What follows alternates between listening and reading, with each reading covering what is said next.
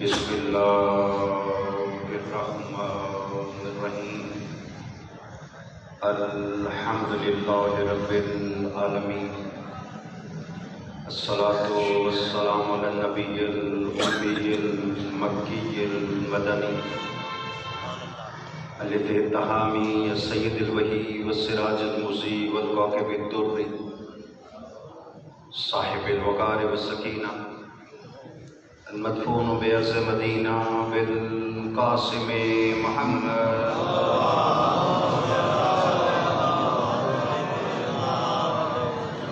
وعلى عطرته الطيبين الطاهرين المعصومين الذين أذهب الله الرجس وطهرهم تطهيرا.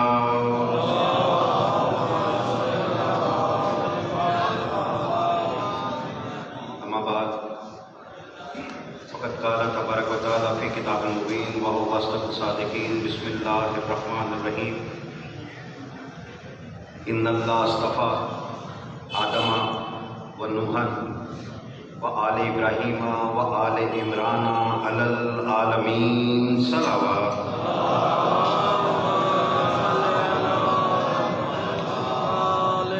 پاک رب العزت آپ سب کا یہاں چل کر آنا عبادت میں شمار فرمائے. مکتب حسینی تک آنے میں جتنے قدم آپ نے اٹھائے ہیں، نماز حسین میں بیٹھ کر جتنی سانسیں آپ نے لی ہیں، پاک رب العزت انہیں معاون فرمائے کہ آپ کے گناہ صغیرہ و کبیرہ معاف فرما دیں. محترم سامعین، ایک جملہ آپ کے اذہان کے حوالے کر رہا ہوں اور آپ کے اظہار سے پتہ چل جائے گا کتنی دیر ممبر پر حاضری دینی ہے. والد محترم فرماتے تھے کہ بیٹا، دنیا میں آنے کی سب سے کم سزا یہ ہے، سب سے آخری سزا یہ ہے کہ اس کو مرنا پڑتا ہے.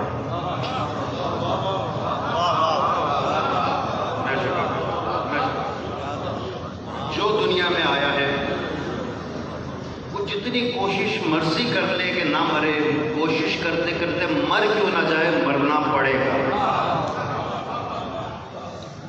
جو خود قبرستان نہیں جائے گا اسے 4 آدمی اٹھا کے چھوڑ آئیں گے.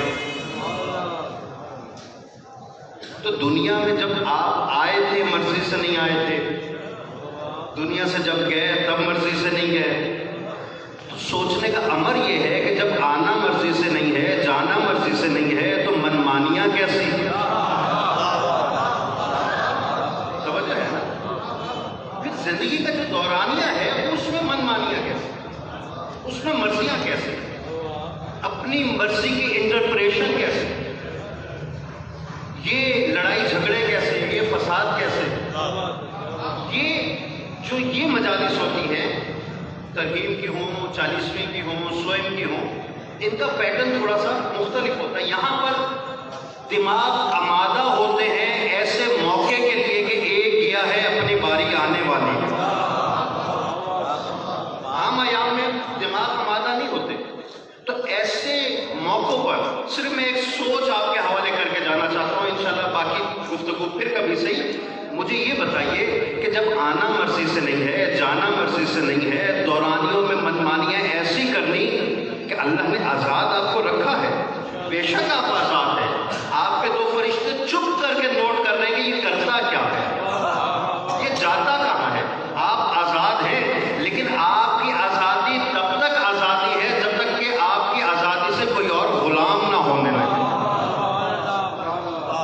آپ کا ہاتھ آزاد ہے، لیکن آپ کے اس آزاد ہاتھ نے اگر کسی اور کو غلام کرنا شروع کر دیا تو اب آپ کی غلطی ہے، اب آپ کے سر پر گناہ آ سکتا. تو انسان سوچے تو صحیح کہ وہ کرنے کیا آیا.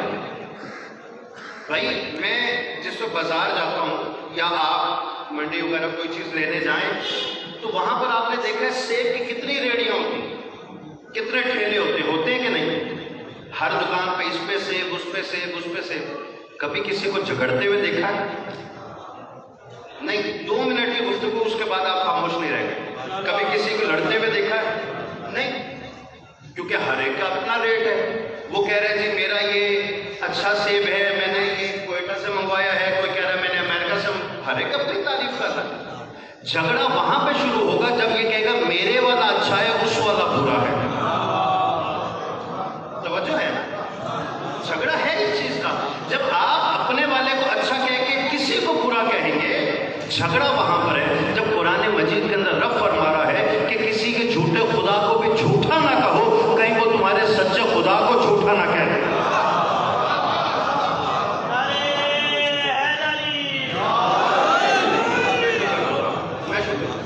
توجہ ہے کہ ہر ایک اپنی خوبیاں سامنے رکھتا ہے.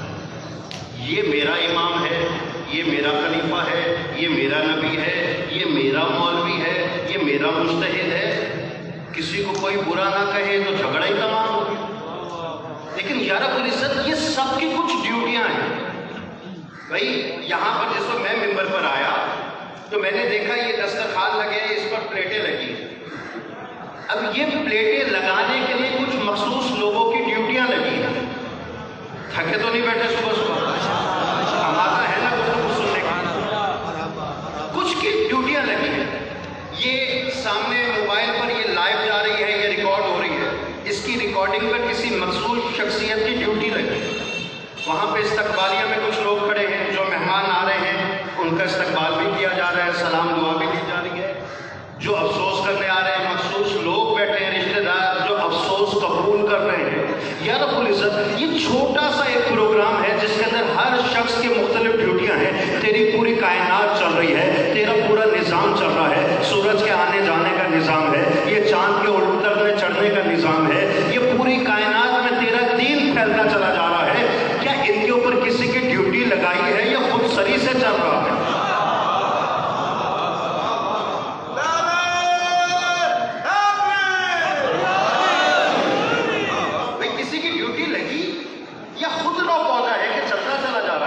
اللہ نے کہا گھومو پھرو, سیر و فلر, سیر کر کے دیکھو تو صحیح زمین پر, کیا تمہیں کہیں کوئی تضاد نظر آتا ہے؟ نہیں رب العزت. کہا میں نے اس پہ کچھ لوگوں کی ڈیوٹیاں لگائی ہیں.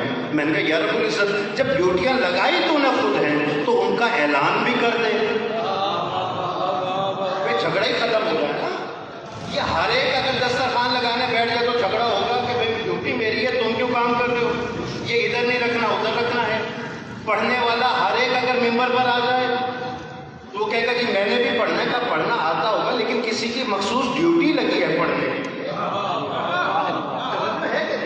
بھائی قبلہ کو بلایا, کسی مخصوص افراد نے ان کو اجازت دی کہ آپ نے پڑھنا ہے, مجھے حکم ہوا, میں حاضر ہوا, مخصوص افراد نے اجازت دی کہ آپ نے آنا ہے. یا رب العزت ان مسلمانوں کو بتا نہیں کیوں دیتا کہ یہ ڈیوٹیاں لگائی کس کس کی ہیں؟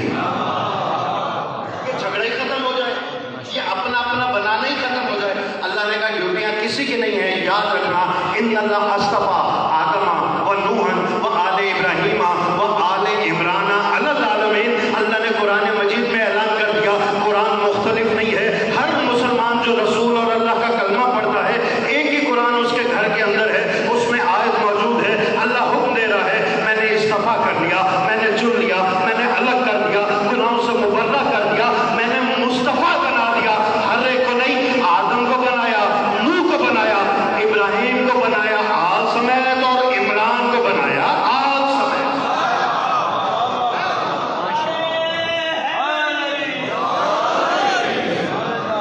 توجہ ہے, یہاں لڑائی جھگڑا ہی ختم ہو, یہاں بحث ہی ختم ہو. بھائی جب ڈیوٹی اللہ نے لگائی ہے تو کس کی ضرورت ہے کہ وہ ڈیوٹیاں واپس لے لیں؟ کسی کی ہے تو جاؤ قرآن مجید میں آیت کی تحریف کر اور بھی جمع کر دو. لیکن دھیان رکھنا 4 ہستیوں کی ڈیوٹیاں ہیں. اب تھوڑا سا اذان کا مادہ کریں. 4 ہستیوں کی ڈیوٹیاں ہیں. اللہ نے 4 لوگوں کو چنا ہے. آدم کو چنا, نوح کو چنا, ابراہیم کو چنا آل سمیت, اور جناب عمران کو چنا آل سمیت. 4 ہو گئی. اچھا, یہ جس کے ذمہ کوئی ڈیوٹی ہوتی ہے اس کے مخصوص عہدے بھی مقرر کر دیے جاتے ہیں. بھائی یہ سن لیجیے گا, سماعتوں کو تمام کرو, جو وقت دیا گیا اسی میں کرو. بھائی مخصوص عہدے کیسے کہ جو دیکھ پکانے والا ہے اس کو کیا آپ اسٹیج سیکرٹری کہتے ہیں, نہیں کیا کہتے نائی کہہ لیں, باورچی کہہ لیں, اس کا وہ نام ہے. جو یہاں پر اسٹیج پہ اعلان کرنے آتا ہے اس کو ڈرائیور کہا جاتا ہے؟ نہیں, وہ اسٹیج سیکرٹری کہلاتا ہے.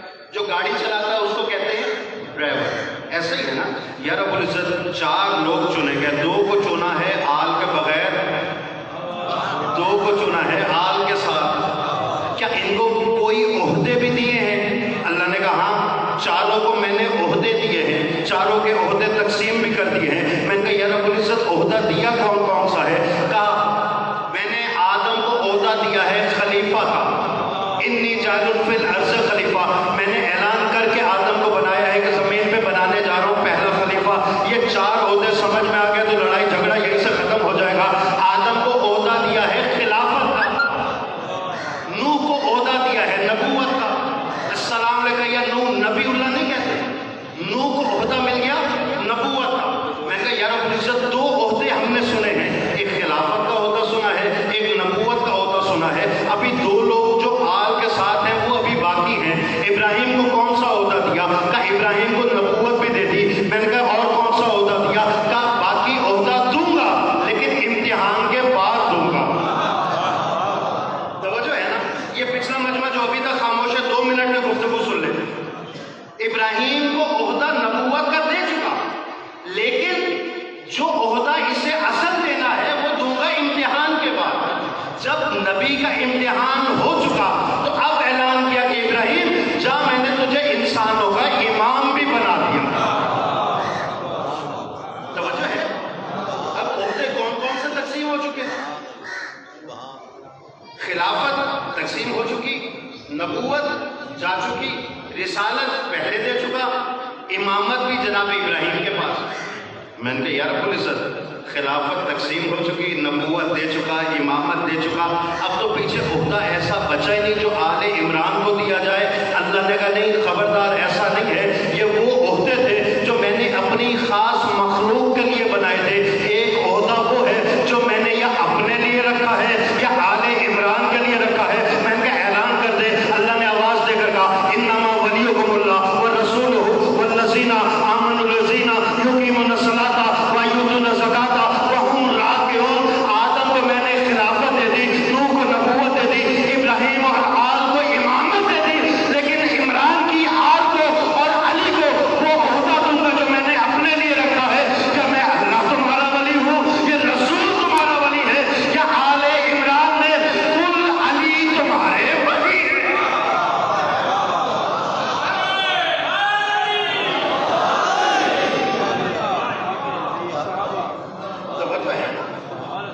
اب یہاں پر عہدے تمام, عہدے تمام.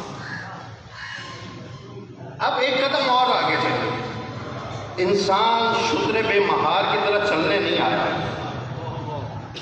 اسے کوئی گائیڈ لائن چاہیے, اسے اصلاح چاہیے. یہ پڑھے کلمہ خدا کا, دل میں عبادت کرے پیسے کی. یہ پڑھے کلمہ رسول کا, لیکن سنت نبی پر عمل کرنے کے لیے اس کے پاس وقت نہیں ہے. یہ پڑھے کلمہ علی ولی اللہ کا, فعل اس کا یزیدی ہو جائے. توجہ ہے کہ تو تھوڑا سا انسان کو سوچنا تو چاہیے کرنے کیا ہے بھائی. ایک مثال شاید میں کافی پرانی پہلے دے چکا, آپ نیا جو لوگ بیٹھے ایک مثال اور دوں. بھائی لنگر بنانے کے لیے دہی لے کر آئے, سائیکل پر ٹنگی ہوئی ہے. اگر وہ راستے میں گر کر شاپر پھٹ جائے اور دہی سڑک پر گر جائے, کیا اس کا کوئی فائدہ ہوا خریدنے کا؟ نہیں. فائدہ تب ہے جب وہ ہڈیاں تک پہنچ جائے. انسان دنیا میں آیا, کھایا پیا تو ہر ایک نے قبضہ ہر ایک نے کیا, سانس ہر ایک نے لیا, جو دنیا میں آیا مر بھی گیا. لیکن فائدہ تب ہے جب وہ مقصد پورا ہو جائے جس کے لیے انسان کو بنایا گیا, جس کے لیے انسان کو خلق کیا گیا. یا رب العزت بنایا کیوں ہے؟ کہ اس لیے کہ وہ معرفت حاصل کرے. میں نے کہا کس کی معرفت حاصل کرے؟ یا رب العزت تو دکھتا نہیں ہے, نظروں کے سامنے آتا نہیں ہے, فکر میں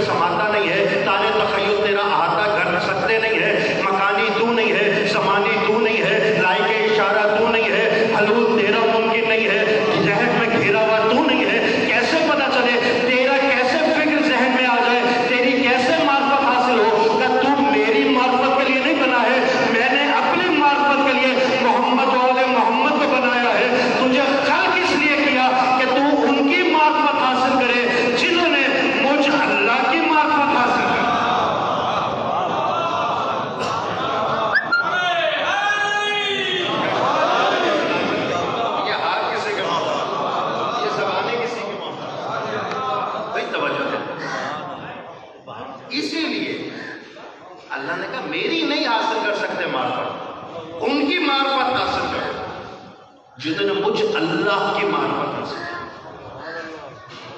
کسی چیز کی معرفت حاصل کرنی ہو، علم حاصل کرنا ہو، ایک عام دعا جو ہر اسکول کالج کے سامنے لکھی ہوئی ہے، کیا رب رب میرے علم میں اضافہ ہو. یہ لکھی ہوئی ہوتی ہے نا، بچے کو بھی پڑھاتے ہیں. بھائی ہم تو پڑھ رہے ہیں اس لیے کہ ہمارے علم میں اضافہ ہو، ہمارے علم میں اضافہ ہو، لیکن محمد والے محمد وہ ہیں جو ڈائریکٹ اللہ کی یونیورسٹی سے پڑھ کر آئے ہیں. ایسا ہی ہے نا. اب ہم پڑھتے ہیں کہ علم میں اضافہ کریں. جو سب کچھ سیکھ کے اللہ سے آئے ہیں وہ کیوں پڑھتے ہیں یہ والی دعا؟ نہیں، مجھے معلوم تھا اس سے زیادہ خاموش ہونا بھی ہم کا حق بنتا تھا. ایک دو بابا کی آوازیں آگے میں شکر گزار ہوں. بھائی ہم جب کہہ رہے ہیں، اور اللہ نے قرآن مجید میں کہا کہ اے میرے حبیب میں نے ہر چیز تجھے بتا دی جو کہ تو نہیں جانتا. وہ قرآن جو تجھے اوپر اترا ہے اس میں ہر خشک و تر موجود ہے. اب کوئی چیز ایسی نہیں رہ گئی جس کے بارے میں کہا جائے کہ یہ نہیں جانتے. قرآن نے اعلان کر دیا نا. پھر ہم تو پڑھ رہے ہیں رب ذی علم، تو اہل بیت کیوں پڑھ رہے ہیں؟ یاد رکھے گا ہر آنے والا رب ذی علم اس لیے پڑھتا ہے کہ ماں کی کوکھ سے وہ ان پڑھ اور جاہل آیا ہے، لیکن جو ماں کی کوکھ سے قرآن پڑھتے ہوئے آیا ہے،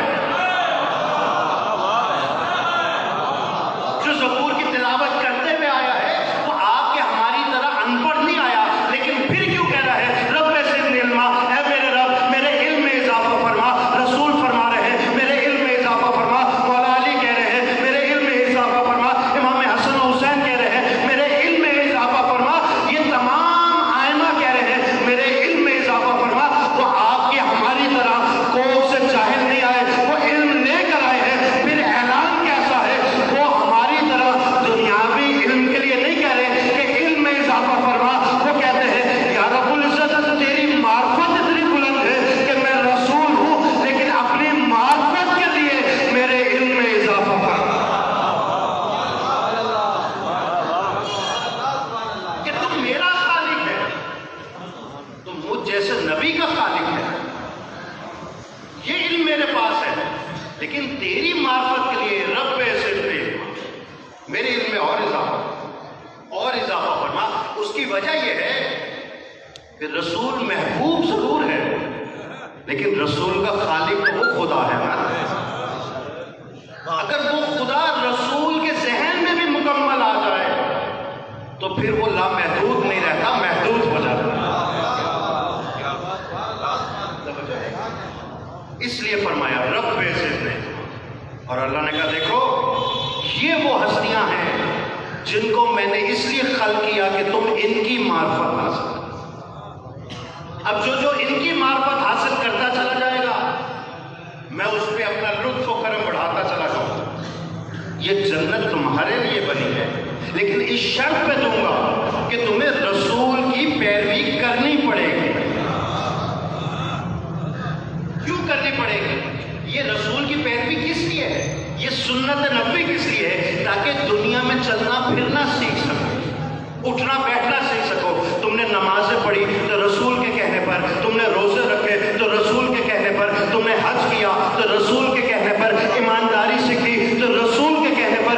یا رب العزت کیا اب ہم جنت میں جانے کے لائق ہو گئے ہیں؟ کہ نہیں، جنت کے سردار حسنین ہے، سنت پر لاکھ عمل کر. اگر ان کی محبت و مودت نہیں ہے تو سنت نہیں لے سکتی جنت کے اندر، جب تک کہ تمہارے دل کے اندر مودت اہل بیت کا غنچہ نہ نکلے.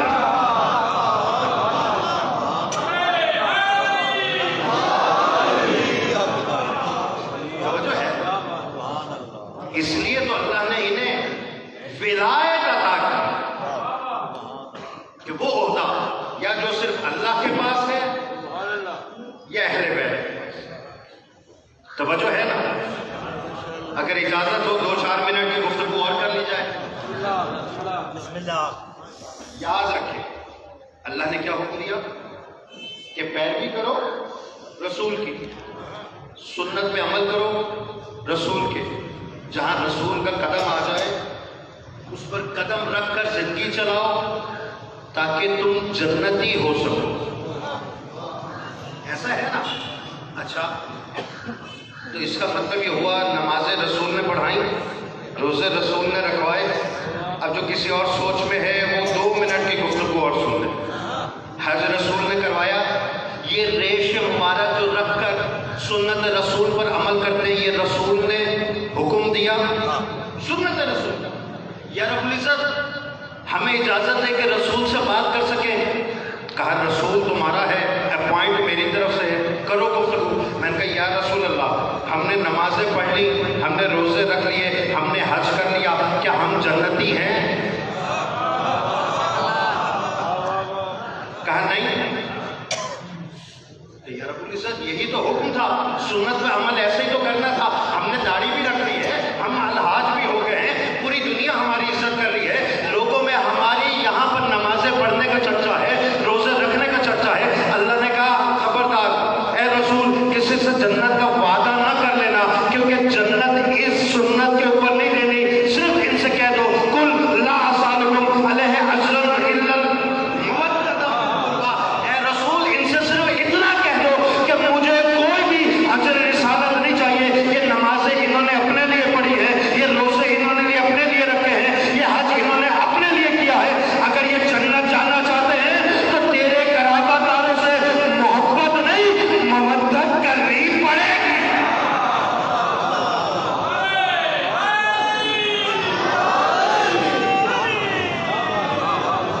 اس کا مطلب یہ ہوا کہ ہم جتنا عمل کر لیں اگر مودت اہل بیت نہیں ہے تو عمل بیکار ہو جائے. وہ عمل بیکار ہو جائے.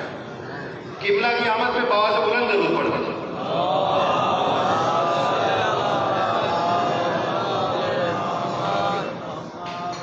نہیں احمد پور سیال والوں میں آپ کی آواز سے بخوبی واقف ہوں، آواز سے بلند ضرور پڑ گئی.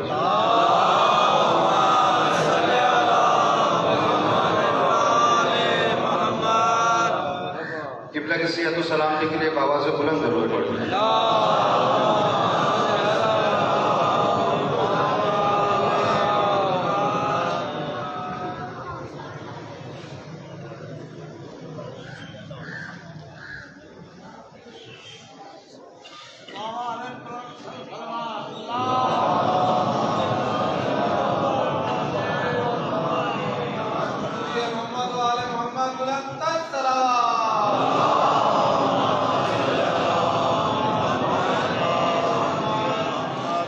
بات سمجھ میں آ گئی؟ قبلہ تشریف لائے ہیں، دامن وقت میں گنجائش نہیں ہے، تھوڑی گفتگو اور تمام کرو. اللہ کا دیکھو سنت نبوی وہ عمل ہے جس پر تم دنیا میں ٹھیک کر سکتے ہو اور آخرت میں جب قبر میں پہنچ جاؤ تو معاملات باقی وہاں سے آگے چلیں گے. میں کہ یا رب العزت سنت پہ تو عمل کر لیا. کہا کیسے کیا؟ کہاں جہاں رسول کے قدم آئے یہی کہا نا سنت پر عمل کرو. جہاں رسول کے قدم آتے تھے ہم بھی وہیں قدم رکھ دیتے تھے. کیوں؟ تو نے خود تو فرمایا ہے اللہ صراط مستقیم، جہاں نبی کے قدم آ جائیں وہی جگہ تو صراط مستقیم ہے. اب جو ابھی بھی خاموش ہے جملہ ان کی نظر کہنے لگا ہوں، جو بول رہے تھے میرا ان کا سلام ہے، ان کے عقیدوں کو سلام ہے. اللہ نے یہی تو حکم دے رہا تھا نا کہ مودت اہل بیت رکھو، تم کامیاب ہو. رسول کی سنت پہ عمل کرو، تم کامیاب ہو. سنت پہ عمل کرنا یہ عمل ہے، مودت اہل بیت رکھنا یہ عقیدے کا نام ہے. تو دونوں چیزیں آپ کو چاہیے. خالی عمل لے کر جاؤ گے تو اللہ کہتا ہے عمل خالی نہیں چاہیے، مودت اہل بیت بھی چاہیے. اب یہ معاملہ کیا ہے؟ یہ معاملہ کیا ہے کہ 2 چیزیں تمہارے پاس ہیں. اور ابھی روزمرہ کی میں مثال دوں، یہ جتنے بیٹھے ہوئے ہیں ماشاءاللہ ان کے پاس صحت بھی ہے، جیب میں تھوڑے بہت صحیح یا زیادہ صحیح پیسے بھی. 2 معاملات ہیں نا، صحت بھی پیسہ. کسی کا دوست مفلس ہو جائے، یہ رات کو جائے گا بڑے چپ کر کے اسے پیسے دے آئے گا، بھئی اپنا گزارا کر جب آ جائیں واپس کر دینا. لیکن سکی اولاد خدا نہ خواستہ بیمار ہو جائے تو یہ اپنی صحت میں سے 2% بھی اسے نہیں دے سکتا تاکہ وہ صحت مند ہو جائے. یہی معاملہ ہے جب آپ قبر میں پہنچ جاتے ہو نا، آپ کو 2 چیزوں کی ضرورت ہوتی ہے. جیسے دنیا میں پیسہ ٹرانسفریبل ہے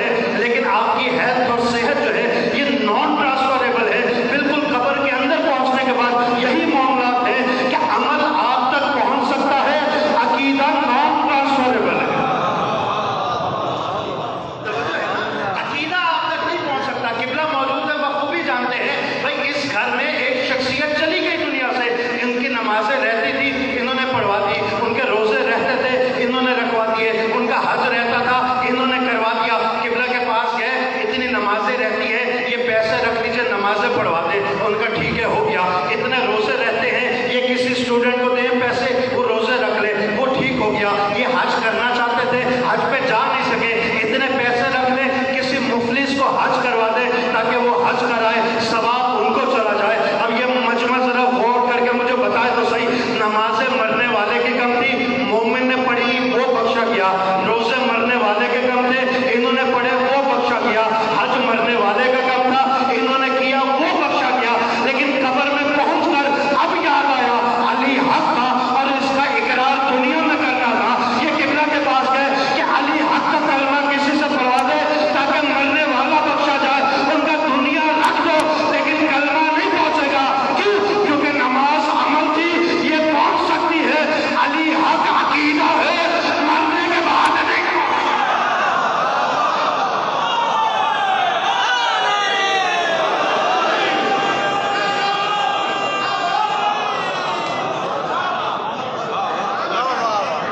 اب آپ یہ عقیدہ پہنچانے کے وہ ہستیاں جن کا ننگا سر کبھی کھلے آسمان نے نہ دیکھا, علی حق منوانے کے لیے وہ بندے ہاتھوں کے ساتھ بازاروں میں آ گئے. ہم سے کہتے ہیں یہ روتے کیوں ہیں, یہ روتے کیوں ہیں. یہ ان سے پوچھو جو وہاں کھڑے ہوئے ہیں نا استقبال پر, ان سے پوچھو جب گھر سے جنازہ اٹھا تھا آنسو بے اختیار آنکھوں سے جاری ہوئے تھے. کہیں بیٹی تو سنبھالنے کے لیے بھائی کھڑا تھا, بہن کو آسرا بھائی نے دیا, کوئی رشتہ دار تھی تو سہارا دینے کے لیے کوئی ماموں کھڑا تھا, کوئی چچا کھڑا تھا. میں کہتا ہوں رکھو مولوی کے سر پر قرآن, پوچھو آل رسول کا قصور کیا تھا. آل رسول کا قصور کیا تھا کہ وہ جو دن کے اجالے میں کبھی باہر نہیں آتی تھی, دن کے اجالے میں بھرے مجمع میں بندے ہاتھوں کے ساتھ کربلا سے کوفہ, کوفہ سے شام گئی کیسے, جہاں سفر پہ نکلتی تھی تو آواز کئی کئی میل تک پرندے اڑاتا تھا کہ آج وہ گھر سے باہر آ رہی ہے جو کبھی گھر سے نہیں نکلی. اور اس سے بڑا اور کیا کرنے کا ثبوت دوں کہ آج وہ گھر سے باہر نکلی ہے جس کی ماں کا جنازہ بھی رات کے اندھیرے میں اٹھا. کیا قصور تھا آل رسول کا. تمہارا دنیا سے کوئی چلا جائے تمہارے آنسو بند نہیں ہوتے, لیکن جس کے لیے کہتے ہو یا رسول اللہ میرے ماں باپ آپ پر قربان, وہ آل رسول کیا اس قابل تھی کہ بازاروں میں نہیں رہا. جنگ ہوتی ہے, جوانوں سے جنگ ہو سکتی ہے, بچوں سے جنگ نہیں ہوتی, بزرگوں سے جنگ ہو سکتی ہے, لیکن مجھے بتاؤ کیا جو جھولے میں تھا اس سے بھی جنگ کی جاتی ہے. والد صاحب کا ایک جملہ آپ کے حوالے کروں, ماں کے لیے ہے نا. جملہ یہ تھا جب جناب علی اصغر کی لاش بی بی کے ہاتھوں پہ آقا حسین نے رکھی نا, کہ زمین کربلا کو جھٹکا لگا. جب انا للہ کہہ کر حسین نے بیٹے کا لاشا ماں کے ہاتھوں پہ رکھا, ماں کے بال سیاہ تھے, جب گلے پر نظر پڑی ایک جملہ زبان سے نکلا اور سیاہ بال سفید ہو گئے. علی اصغر کا نہر ہوا وہ گلا دیکھ کر ماں نے اتنا کیا کہا میرے لال علی اصغر کیا تیرا قاتل صاحب اولاد نہ تھا, کیا اس کی اولاد نہیں تھی. مجھے بتاؤ تو صحیح. سب یہ کہتے ہیں نا بیٹیاں سانجھی ہوتی ہیں, مجھے تو اس وقت کا مسلمان سمجھ نہیں آیا کہ اس رسول کی بیٹی بھی سانجھی نہ لگی. آپ سوچ سکتے ہیں کربلا نے آپ کو کیا کیا دے دیا, کیا کیا دے دیا. تسلی ہو جاتی ہے باپ کے جنازے پہ کھڑے ہو کر, اولاد کو تسلی ہو جاتی ہے کہ چلو ہمارے ہاتھ تو کھلے ہیں, ہم جنازہ تو اٹھا سکتے ہیں. ہم سے پوچھتے شیعہ روتے کیوں ہو, مسلمانوں ہم سے پوچھنے کی بجائے ذرا کربلا کو رک کر کے تو دیکھو نا کہ رسول کی اولاد ہے, سر بریدہ ہے,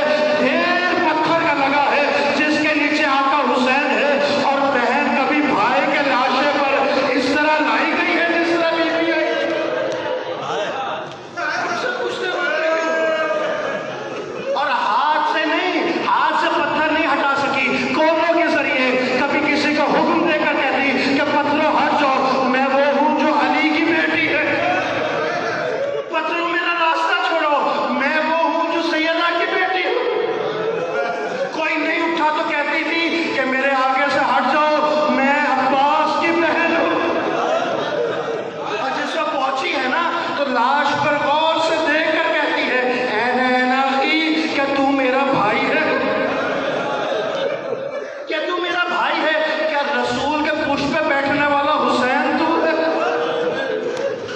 کہ رسول سے ناچ نخرے اٹھانے والا حسین تو ہے؟ مجھے یہ بتا کہ تیرا گلا کدھر گیا، تیرا کمر بند کدھر گیا؟ بھائی باقی نہیں پوچھتی، یہ بتا تیرے ہاتھ کی انگلی کدھر گئی؟ اور پتہ ہے لاش جب ہلی ہے صدا کیا آئی؟ نہ انہوں نے بیٹی کا پوچھا، نہ بیٹے کا پوچھا، نہ اولاد کا پوچھا۔ جب سیدہ پوچھ رہی تھی نا کہ بھائی مجھے بس اتنا بتا دے کہ تیری انگلی کدھر گئی، تیری دستار کدھر گئی، نانا والا امامہ کدھر گیا، تو بھائی نے ایک سوال پوچھا، این ریداؤ کے زینب تیری چادر کدھر چلی گئی؟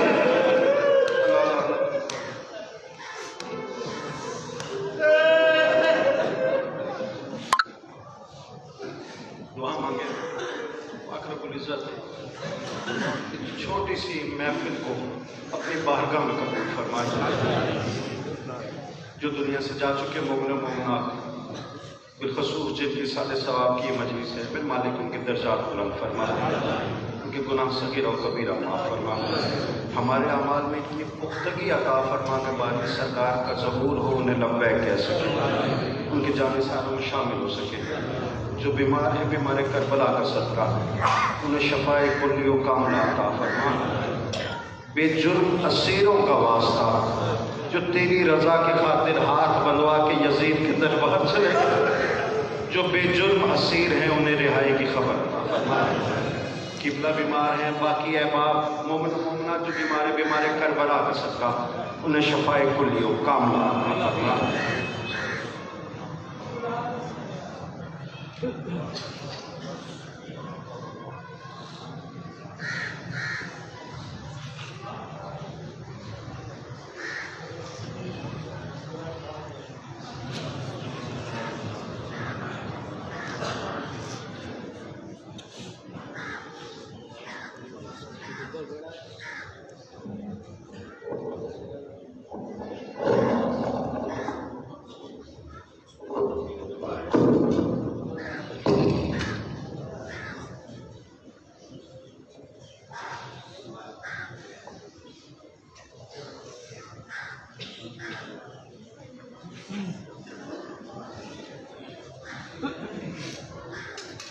اور محمد و آل محمد صلوات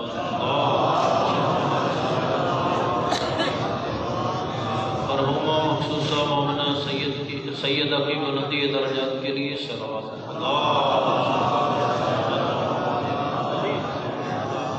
مرحومہ کی مغفرت کے لیے بھی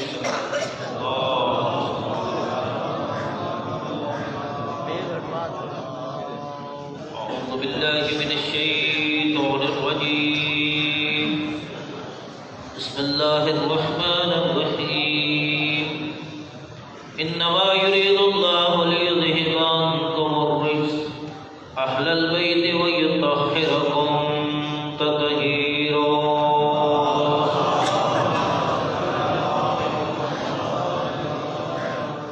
اعوذ باللہ من الشیطان الرجیم بسم اللہ الرحمن الرحیم والضحى والليل اذا سجى ما ودعك ربك وما قلى وللآخرة خير لك من الأولى ولسوف يؤتيك ربك فترضى ولم يجدك يتيما فآوى ووجدك ضالا فهدى ووجدك عائلا فأغنى فأما اليتيم فلا تقهر وأما السائل فلا تنهر وأما بنعمة ربك فحدث بسم اللہ الرحمن الرحیم سبح اسم ربک الاعلی الذی خلق فسوى والذی قدر فہدى والذی اخرج المرعى فجعله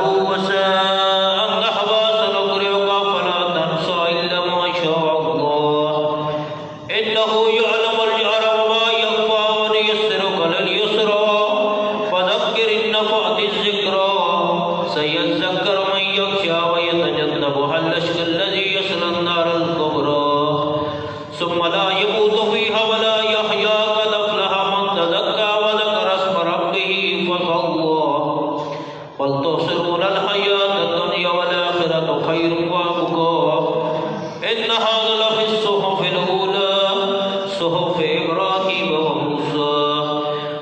الله الرحمن الرحيم الحمد لله رب العالمين الرحمن الرحيم مالك يوم الدين إياك نعبد وإياك نستعين اهدنا الصراط المستقيم صراط الذين أنعمت عليهم غير المغضوب عليهم ولا الضالين بسم الله الرحمن الرحيم قل هو الله أحد الله الصمد لم يلد ولم يولد ولم يكن له كفوا أحد بسم الله الرحمن الرحيم قل هو الله أحد الله الصمد لم يلد ولم يولد ولم يكن له كفوا أحد بسم الله الرحمن الرحيم قل هو الله أحد الله الصمد لم يلد ولم يولد ولم يكن له كفوا أحد كذلك الله ربنا بسم الله الرحمن الرحيم قل أعوذ برب الفلق من شر ما خلق ومن شر غاسق إذا وقب ومن شر النفاثات في العقد ومن شر حاسد إذا حسد بسم الله الرحمن الرحيم قل يا أيها الكافرون لا أعبد ما تعبدون ولا أنتم عابدون ما أعبد ولا أنا عابد ما عبدتم ولا أنتم عابدون ما أعبد لكم دينكم ولي دين بسم الله الرحمن الرحيم قل أعوذ برب الناس ملك الناس إله الناس من شر الوسواس الخناس الذي يوسوس في صدور الناس من الجنة والناس سبحان الله والحمد لله ولا إله إلا الله والله أكبر ولله الحمد قال محمد المصطفى صلى الله عليه وآله وسلم من مات على حب آل محمد مات شهيدا من مات على حب آل محمد مات مغفورا من مات على حب آل محمد مات تائبا رضيت بالله ربا وبمحمد صلى الله عليه وآله وسلم نبيا وبالإسلام دينا وبالقرآن كتابا وبالكعبة قبلة وبعلي وليا وإماما وبالحسن والحسين وعلي بن الحسين ومحمد بن علي وجعفر بن محمد وموسى بن جعفر وعلي بن موسى ومحمد بن علي وعلي بن محمد والحسن بن علي والحجة القائم المنتظر المهدي صلوات الله عليهم أجمعين أئمة وسادة وقادة بهم تولى ومن آدائهم وتبرى أما بعد فقد قال الله تبارك وتعالى في كتابه المجيد بسم الله الرحمن الرحيم إن الله وملائكته يصلون على النبي يا أيها الذين آمنوا صلوا عليه وسلموا تسليما صدق الله العلي العظيم وصدق الله النبي الكريم ونحن على ذلك من الشاهدين ومن الشاكرين والحمد لله رب العالمين سورة الفاتحة لأرواح المرحومة المخصوصة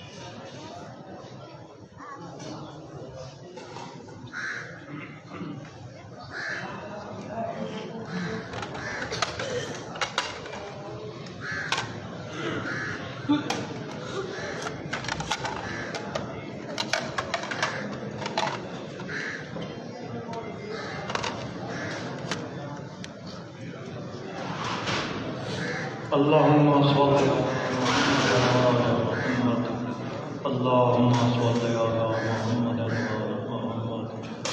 اللهم صل على محمد وعلى محمد الہی بحق البطول وابیها وبالها وبنیها اللهم انا نسألك زیادة في العلم وبركة في الرزق وصحة في الجسم ونورا في القلب وتوبة قبل الموت وراحة من الموت ومغفرة بعد الموت ونجاة من النار ودخولا في الجنة. ہمارے غالب مسافر شام کے سفروں کا واسطہ، امام موسیٰ کاظم علیہ السلام کی قید کا واسطہ، قید خانے کی حالت میں اس قیدی امام کے عبادت الہی بجا لانے کا واسطہ، امام رضا علیہ السلام کی غربت کا واسطہ، معصوم محکوم سلام اللہ علیہ کے سفروں کا واسطہ، غازی عباس علیہ السلام کی وفا کا واسطہ، دین اسلام کے تحفظ کی خاطر ان کے کٹے ہوئے بازوں کا واسطہ، جناب علی علیہ السلام کی جوانی کا واسطہ، جناب علی علیہ السلام کے خون حق کا واسطہ، تیر لگنے کے بعد اس کی ننھے سی مسکراہٹ کا واسطہ، ہمارے خالق ہم سب افراد تیری بارگاہ میں ہاتھ بلند کر کے عرض کر رہے ہیں کہ ہماری محترمہ مرحومہ مخصوصہ سید زادی صاحبہ کے سفر آخرت کو بے خطر فرما، اس مرحومہ سید زادی صاحبہ کو سفر آخرت میں کامیابیوں کا مرانی عطا فرما، اس مرحومہ سید زادی صاحبہ کو فشار قبر سے محفوظ رکھ، میرا خالق اس مرحومہ کو جنت الفردوس میں مقام بلند عطا فرما، ہمارے خالق جناب بطول سلام اللہ علیہ کی عصمت و طہارت کا واسطہ، حضرت علی بن ابی طالب علیہ السلام کی امامت و صداقت کا واسطہ، جناب حسن شریفین کی عصمت و طہارت کا واسطہ، تجھے تمام شہدائے کربلا سلام اللہ علیہ مجمعین کی شہادت کا واسطہ، تجھے تمام نبیوں کی نبوت کا واسطہ، تمام اولیاء کی ولایت کا واسطہ، اس مرحومہ مخصوصہ سید زادی صاحبہ کو جنت اعلیٰ میں مقام بلند عطا فرما، ہمارے خالق تجھے رحمت للعالمین حضرت محمد مصطفیٰ صلی اللہ علیہ وآلہ وسلم کی نبوت اور اطاعت کا واسطہ، ان کا رحمت للعالمین ہونے کا واسطہ، اس مرحومہ مخصوصہ سید زادی صاحبہ کو اوپر اپنی مخصوص رحمت کو نازل فرما، اس مرحومہ کے خاندان کے اقرباء کے عزیزوں کے جتنے افراد بھی مرحومین ہیں ان کے اوپر بھی اپنی خصوصی رحمت کو نازل فرما، اس مرحومہ کے تمام خاندان کے جتنے مرحومین بھی افراد ہیں ان کا حشر و نشر چہارم السلام کے ساتھ فرما، اس مرحومہ کے خاندان کے اقرباء کے عزیزوں کے اولاد کے افراد خانہ کے جتنے افراد موجود ہیں پھر ان تمام عزیزوں کو اپنی خصوصی بات میں رکھ، ان عزیزوں کو دین دنیا میں مزید ترقی عطا فرما، میرا خالق میرے عزیزوں کو ہر قسم کے حوادث صادقوں سے تحفظ عطا فرما، میرے عزیزوں کو اپنے خصوصی بات میں رکھ، ان کے مال اولاد رزق میں برکت عطا فرما، میرے عزیزوں کو مزید اپنے واجبات کے ادا کرنے کے لیے توفیق عطا فرما، ہمارے خالق بھی آگے جہاد السلام جتنے صاحبان بھی اس اجتماع میں موجود ہیں التماس سے دعا کرتے ہیں، ان کی دعاؤں کو مستجاب فرما، جو مریضوں کو شفا عطا فرما، جو مکروم کے قرضے کو عطا فرما، جو بھی اولاد ان کو اولاد عطا فرما، جن کو عطا فرما ان کے زمانے میں نیک اور صالح بنا، ہم سب کے گناہوں سے درگزر فرما، تمام مسلمانوں کو اتفاق کو عطا فرما، تمام ممالک اسلامیہ کو اپنے خصوصی باز میں رکھ، تمام مقامات مقدسہ کو اپنے خصوصی باز میں رکھ، میرا خالق کہ جوہر رحمۃ السلام جس مقدار میں قرآن مجید پڑھا گیا، جن حضرات نے بھی پڑھا ہے جو بھی ذکر خیر کیا گیا ہے، جس مقدار میں اشیاء مہیا کی گئی ہیں، ان تمام چیزوں کا ثواب اس مرحومہ مخصوصہ سید ہادی صاحبہ کی روح کو پہنچا. اس مرحومہ کو قائم آل محمد علیہ السلام کا خصوصی سایہ نصیب فرما. اس دین اسلام کے حقیقی وارث کا غرب تو جد جد فرما. اللہم کل ولی کر حجت ابن الحسن صلواتک علیہ وعلی آبائہ فی ہذہ الساعۃ وفی کل ساعۃ ولیاں و حافظاً وقائداً و ناصراً وجیلاً و عینا حتی تسکنہ ورزقتہم وتمتع فیہا طویلا. یا رب محمد و آل محمد صلی علی محمد و آل محمد. سارے صاحبان ایک دفعہ لاؤں 3 دفعہ کو دفعہ بسم اللہ الرحمن الرحیم. آمین.